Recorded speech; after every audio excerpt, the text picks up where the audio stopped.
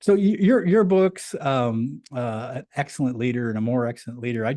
So I have to ask the question, what are some of the, what are some of the, is it characteristics or personality traits or things that they do? What makes an excellent leader?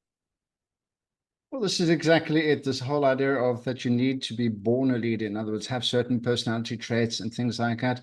I don't believe that's entirely true. Yes, of course, it's easier if you, for example, are a slightly more open person and you're slightly more friendly and things like that. But that doesn't mean that you cannot learn things.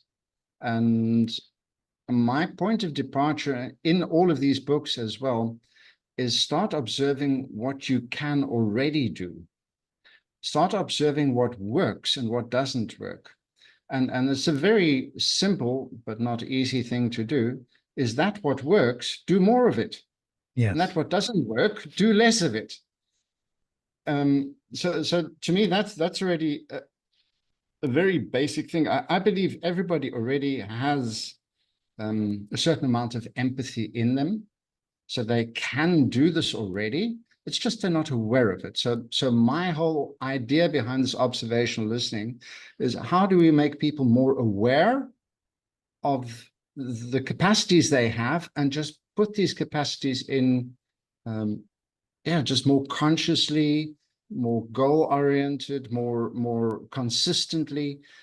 And that's the way we can find an easier way to converse with people. That to me is the ideal. Yeah, it's interesting because we as humans, we have all sorts of relationships outside of work, right? Where we're Sure. probably, if you're married, you've had to, probably had to date, you probably had to be empathetic at some point in your life, right? So Sure. and is it that we leave our if we leave that at the doorstep to work and we think that we don't have to bring that to work?